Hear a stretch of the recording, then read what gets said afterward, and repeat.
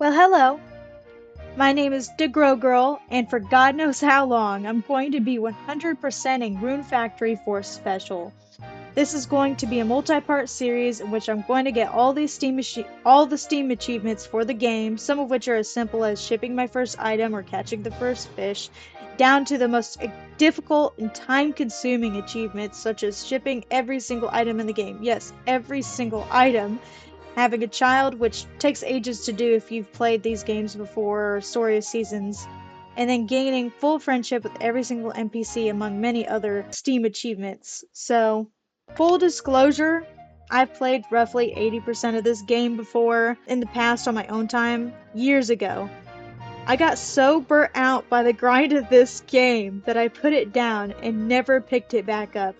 This video series is mostly a challenge I'm giving myself in order to fully complete the game because I really loved playing it. It was just a lot at the time for me. I was in college and you know how all that goes. So it was a pain in the butt to even just to get 80% the way through the story with how much grinding there is.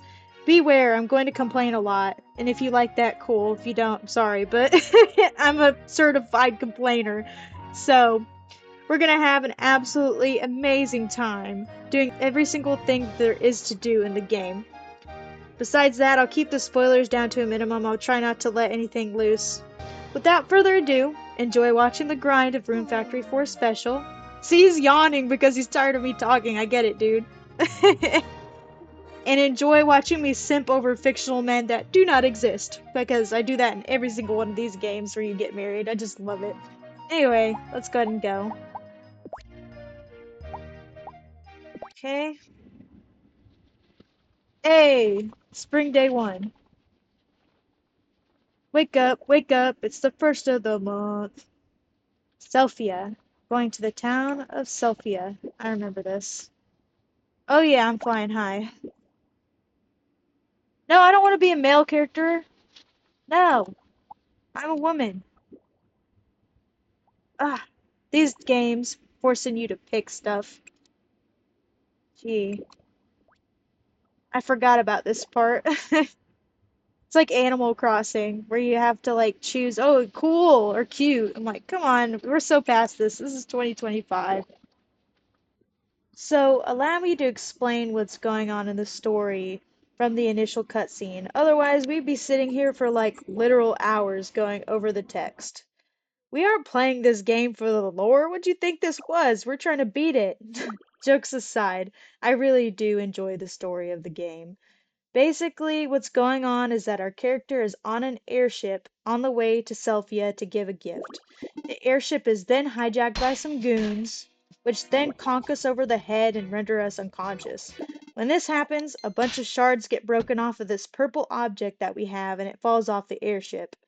The goons wake us up because they think that we still have the object. Well, I guess we got conked over the head too hard, and we lost our memory in typical Rune Factory fashion because we don't even know what it is that they want now.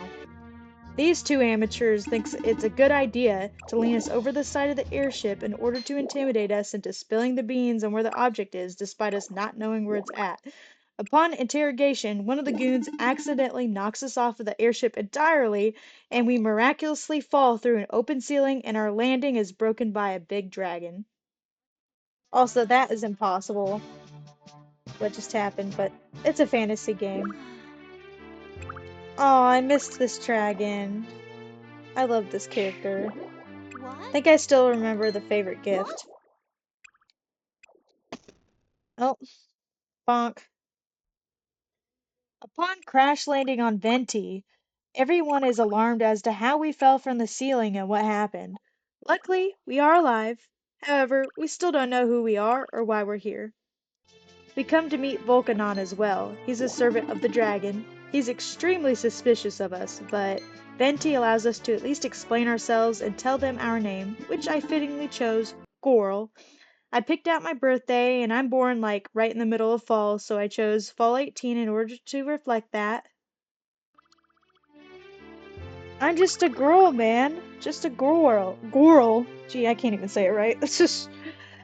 I'm just a girl, man. Yeah, leave me alone.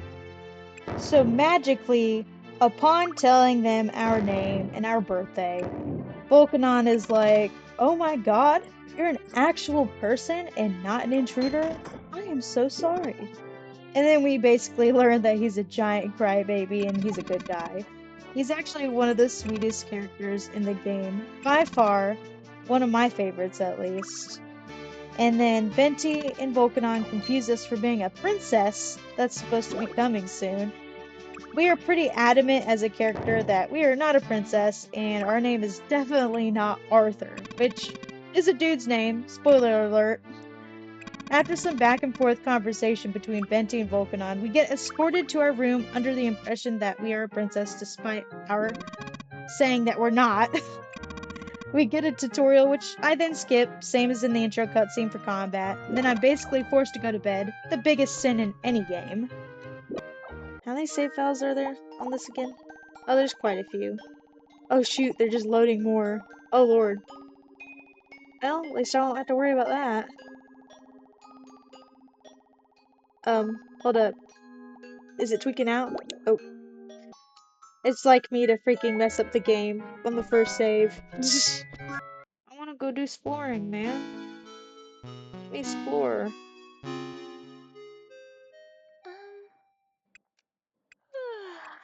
And there'll be characters that'll come and wake you up. I can't remember half the characters' names these days. I played this game like, shoot.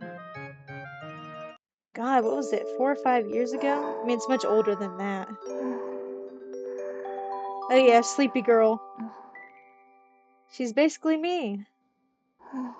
I sleep like a madman. I need like at least 10 hours of sleep at night. She's sweet too. I like her character. We are then introduced to Miss Chlorica. As you can see, she's very, very sleepy. Then she tells us to go outside and we meet Vishnal, an aspiring butler.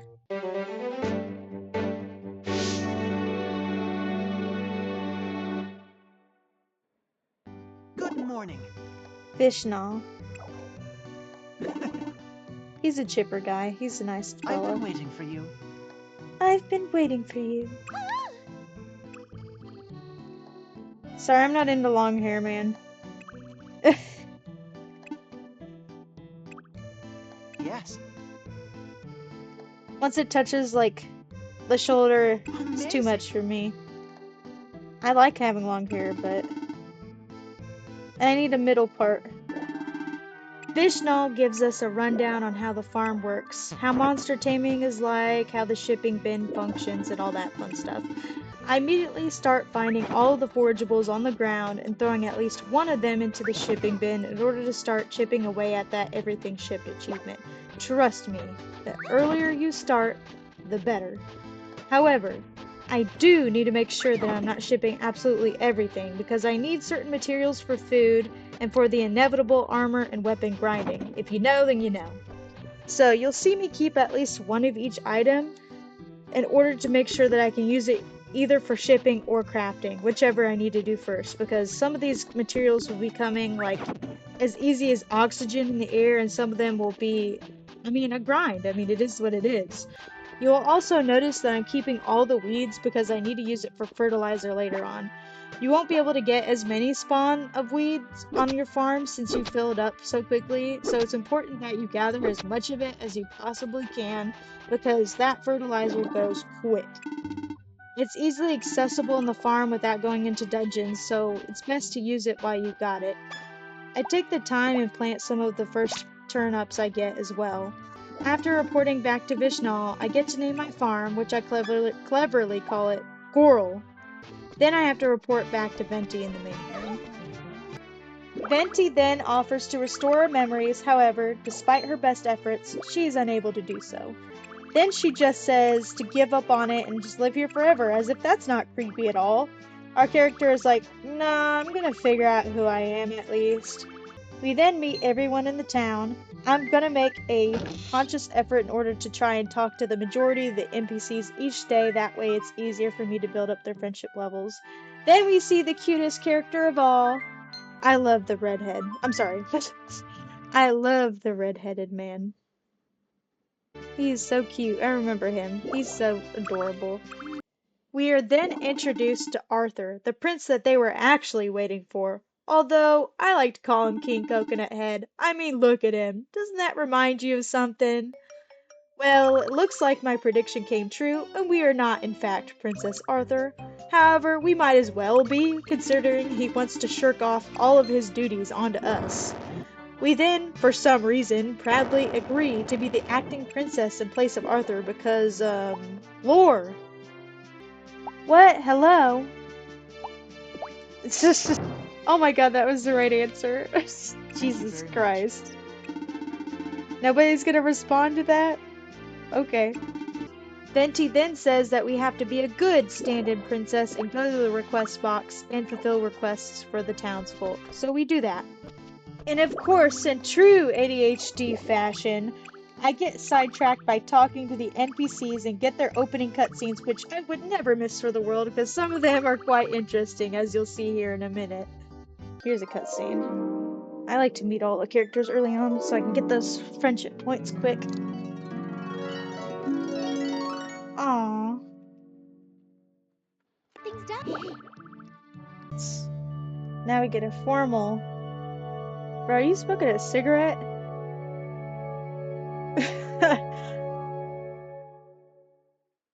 What was that smoke coming from? An incense or Would you something? like to talk for a little?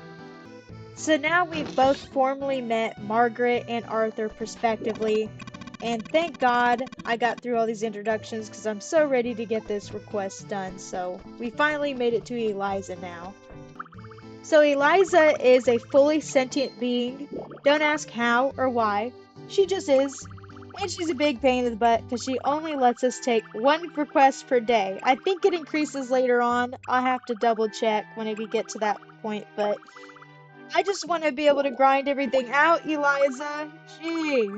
And so the request ends when we enter the dragon ring.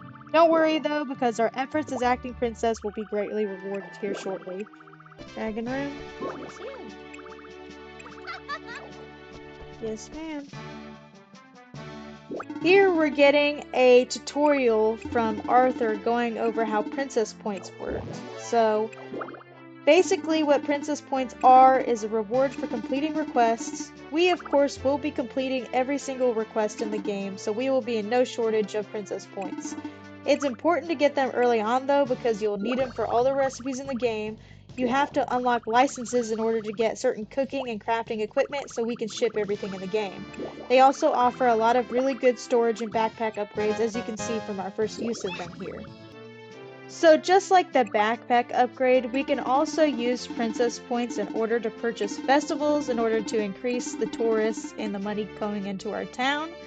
So you'll see me select the Bean Toss Festival, which for me is the one I like to start out with simply because I don't need any ingredients. It's purely skill based, so I can just save scum if I want to in order to win it, because I'm using every single exploit in this game. Not gonna lie, like, if you were looking for 100%, like 100% grind, I'm sorry about you, but I'm going to be doing the exploit where I can get XP from doing items way above my level, and that's just the way it's going to be. As you can see, I got a nice reward of a few turnip seeds, so I'm going to go ahead and go outside and plant those. Oh man, I don't have the axe. Hold up. I don't want to use that yet.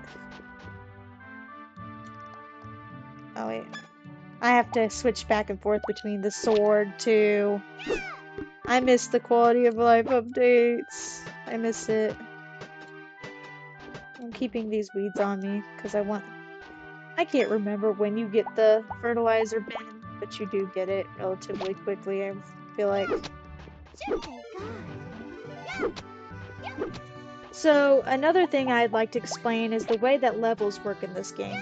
As you can see, I'm getting a bunch of levels, either from watering, from hoeing the ground, from walking. You get levels for literally everything in this game. You get for sleeping, walking, for love, for cooking, for chemistry, just almost anything you could think of. Rune Factory is really unique because of this concept. Like, one step, you literally level up, just like I did just there.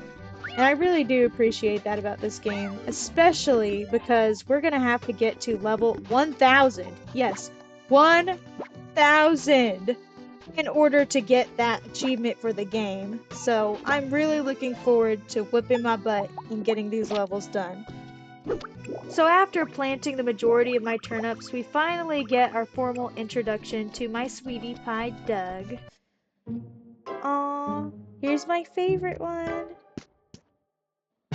He's so cute. Look at him. Whoa! Middle part and all. See? Just my type of guy. What is it? Mr. Doug. You kind of seem all stuffy and formal. Hey, What?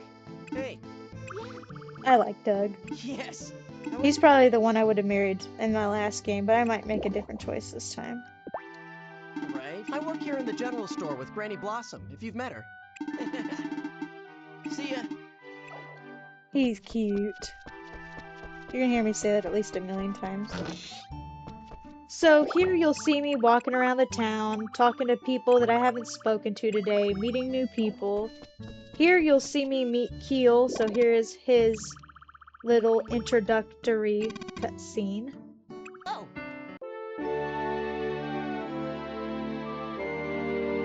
I'm trying to remember who this fella is again. Oh. Keel. So, Keel is Forte's brother. He tells us all sorts of tea about her, saying that she loves sweets, she's scared of ghosts, and she adamantly refuses it. He also looks like really young. They could have given him like a mustache or a beard or something. I don't know, but he literally looks 8 years old. I was like, this is a romance candidate? Hello? Somebody called the police. I do a bit more of a walk around, just talking to the villagers and NPCs, seeing what they're doing, seeing who I can invite on quests and all that. I meet the lady in the hot springs. I meet the Dr. Jones and his wife and everyone.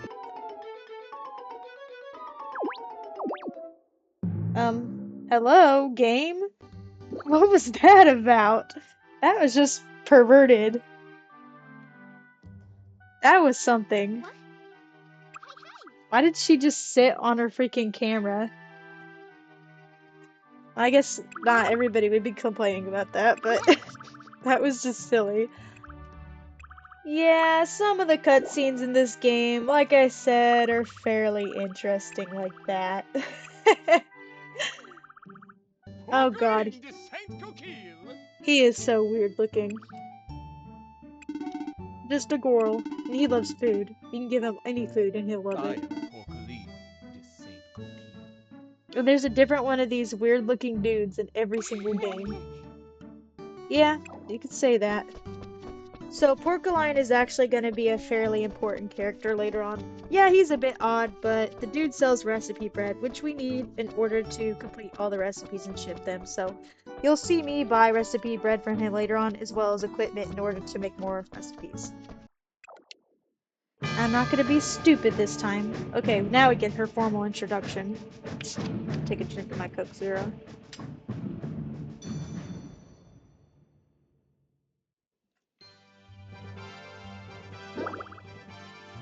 So, like I said, that was our formal introduction of Forte. She's like, hey man, don't go out there alone. And I wish I had listened years ago because I had so much struggle with the combat in this game because I went at it solo. I used to do that in freaking Pokemon too, and I would literally just use a single glass cannon Pokemon and then revive it constantly. And you know what? I'm not doing that this time. This time I'm actually going to utilize the characters and make my life a little easier. Yes, thank you. I love long swords. Two-handed weapons are for me. Forte is kind enough to give us a claymore, which is one of my favorite weapons in the game. That and like dual knives, you'll see me switch between them quite frequently, but I typically like to stay with the two-handed sword just because of the range and everything on it. But I do like the attack speed of the dual knives, however. And so now we're going to get into choosing the difficulty of the game. I am become death. Oh wait. This is actually going to get my freaking difficulty. Well, I don't want to be made fun of by the game and by YouTube comment sections. Normally I go easy because I care about the story, but I'm going to just do average. So, but normally I play easy just because I want to beat the game, but I'm going to do this on a fair level. That way it could be like, yeah, I 100%ed it, but it wasn't on the easiest level, so. So Forte gives us our first piece of food, and I'm going to go ask her to accompany me on my adventure today. I do run around to see if anybody else will accept my request to go fight, but no one else seems to be biting because either they don't know me well enough, or maybe I have to complete some quests. I'm not sure because I never took anybody with me last time, so I'll settle with Forte for now. So here I'm explaining how the skills and the relationship levels work. Skills, yep, skill for literally everything. The hearts are romanceables. I don't have any monsters yet. So Vishnu, Keel. Oh, you can't romance Forte? Oh wait, it's because this game doesn't have a same-sex marriage. That's sad. The new ones do, but yeah. Chlorica would be, Forte would be, but I see why there's so few hearts. So we got Vishnu, got Keel, Arthur, Doug. That's all we got so far. And in terms of bachelors, there'll be more later on. I've got decent inventory space, so I'm gonna do some exploring. Okay, rune abilities. Escape. Okay. Yeah, this is the first one you get. Finally, we get to do some freaking exploring. I'm so happy. We finally got through all that text and now I get to beat up monsters. It's exactly what I was waiting for. And so my first goal will be to beat the first boss. Can you get out of my way? Thank you. I can for sure beat... Wait, how's my HP down? I'm confused. Let me try to remember where the first boss is. There it is.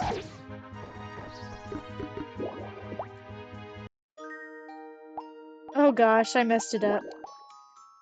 Trying to see how many freaking save slots there were. This is the Yokemir Forest. What monsters are here? Orc, Orc-Archer, Ant Beetle. So, obviously the Yokemir Forest is the easiest dungeon in the game. It's the first after all, so it'll be fairly quick for me to go through and beat up the boss. I will be grinding materials on the way through because I have to ship one of each and then save some for materials to use for crafting later on. Ah, shoot. I'm gonna get my butt whooped. Nice, got some loot. So some of the loot locations are more purposeful, like they were purposely placed there, and then some are more random, so it can actually be very worth it for you to go in and out of the dungeon several times just for these treasure chests to populate randomly. There's also another important thing that you have to pay attention to. You have to pick up the mushrooms and you have to beat up the crate boxes because the crate boxes can literally drop like full dishes. Like if you're low on health and you run out of food, you can use a dish from a crate in order to heal yourself, or you can get ingredients for cooking like an apple, as you can see later, or get materials you otherwise wouldn't have had initially. Other than some turnips for loot, there wasn't really anything mentionable in this dungeon. Like I said, it's a beginner dungeon. There's really not anything spectacular you can get from it. So I'm just going to go ahead and go forward with defeating the boss. First I'll have to get past these beetles. Upon defeating the beetles, the boss room is unlocked. As you can see, the butterflies are showing us the way as they've been the whole time, even though I knew exactly where it was. And so now we can finally face the boss. Yep, it's this thing. I couldn't remember what it was. It has a few phases, though. What's the dodge roll? Oh, there it is. There it is. Okay. Get off of my butt. Okay. Can you actually help me, Forte? Bro, how's that even avoidable? Not even avoidable at all. At least we made her mad. That's how you know you're close to being done. That was your fault.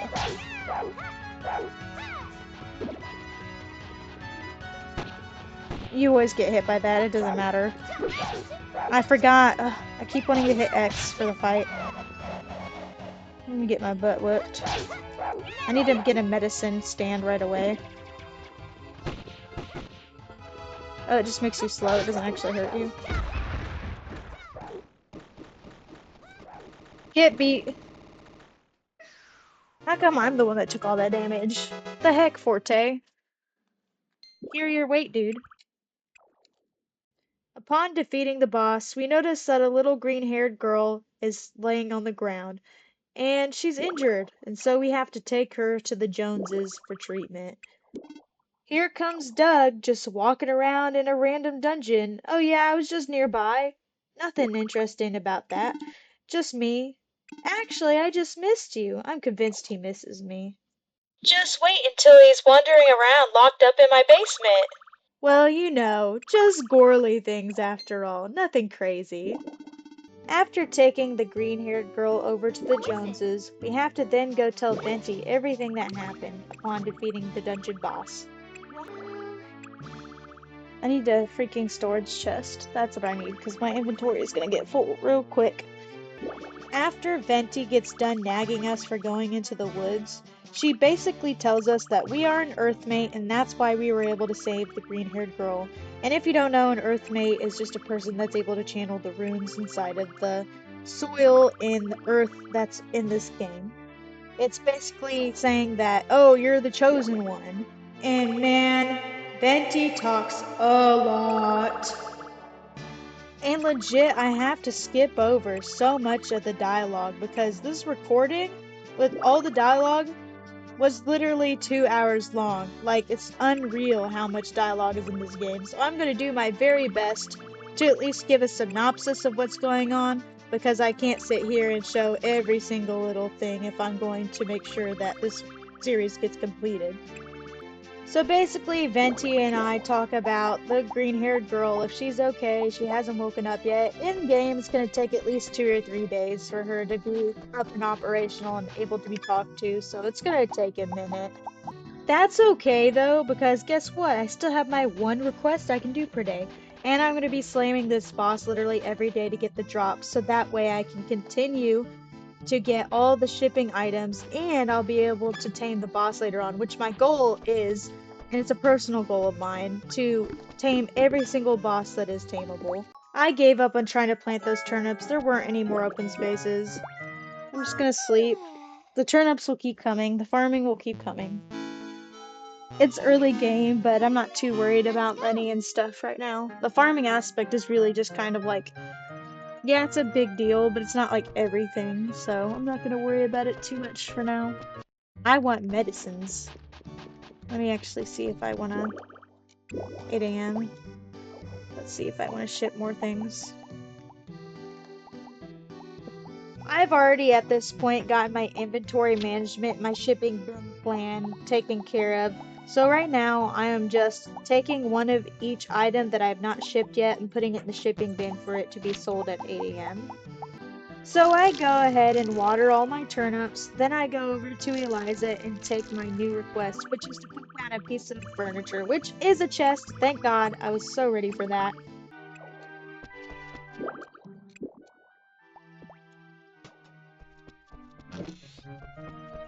Nope. I know that they give you like a perfectly good spot right here. I might honestly do that. If you pick it up, it won't destroy everything that's in it, so... I typically like to put it like right here or something, but I'm just gonna put it there for now. Since we're gonna be outside, I'm not gonna be in the farm too much for now. So here I'm going out and collecting weeds to get ready for my fertilizer bin. Then I do a bit of inventory management as you can see here. I then go over to Eliza to pick up my third quest, which is to put up a calendar. It's relatively straightforward, so I won't bore you with the details. Hope it'll tell people's birthdays on here.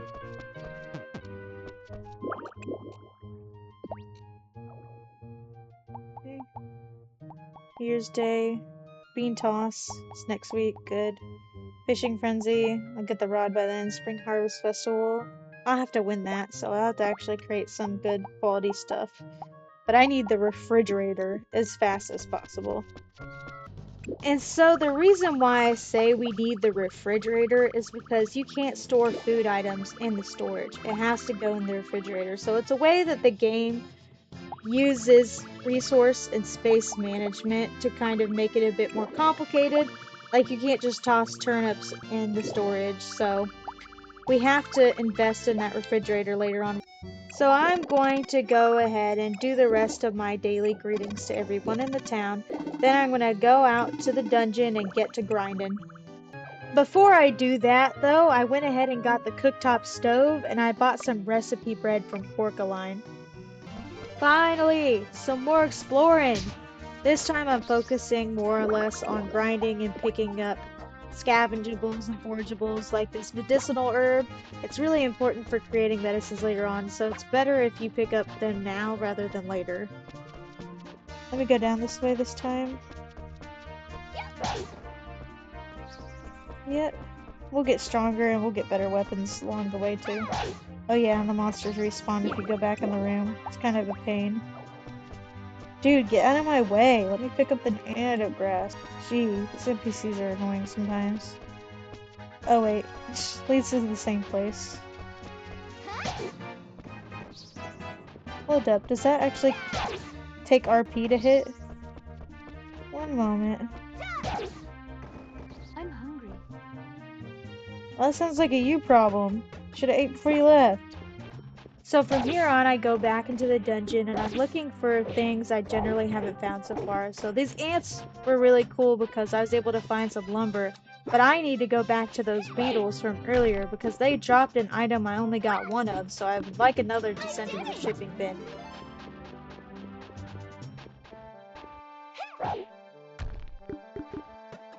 I'll take the medicinal herb too. Quit. What'd that actually do for me? Oh, just some defense. It's not bad. I'll take defense. Oh shoot! And then there's a... Oh shoot!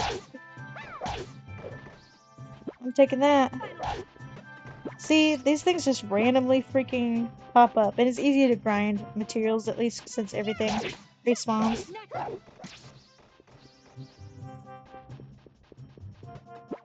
I'm gonna explore a little more, because there are hidden goodies around. Okay. So we are now back to the beetle area by the first boss, and we're trying to farm this exact material that just fell, because this is the first one that I've gotten, and that's going to take an absurdly long amount of time in this one room to get another. Just watch. First, I'm going to let that room respawn, and now I'm going to take on the boss for a second time to see if I can get the drop from the boss.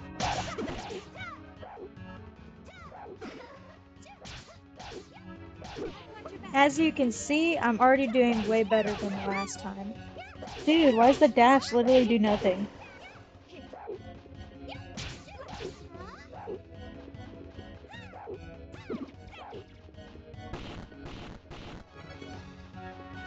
I guess how many butterflies you get on you changes the situation. Should be done pretty quickly. And then, whenever she drops something, I'll have to ship one and then save as many as I can. No, she didn't drop anything?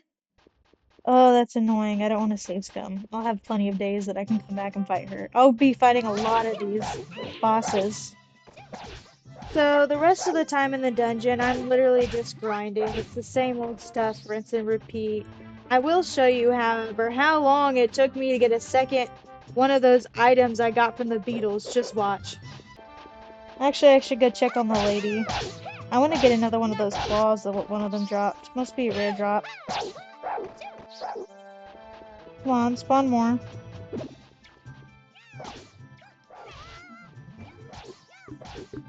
It said to be careful with the... Oh, dang, she healed me. Nice. Give me another one of those claws. I'm trying to ship it. So... Let me try that. What? Why did that just miss so badly? Sorry. Oh, she done? That's okay. Give me a freaking drop, dude. Is that a rare drop or what?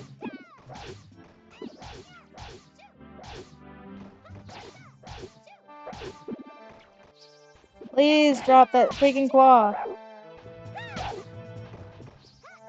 Yeah, give it up for now. Dude, why is that not hitting them? Okay, at least gives you some buffering time for being hit. Looks like drops from these are just not really likely in general. Is this not of the same grade or something?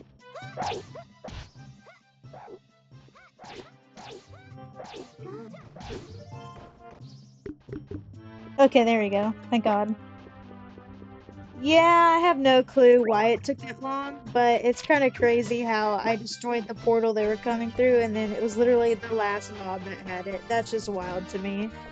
So I'm gonna try my very best to upload this game at least once per week, but bear with me.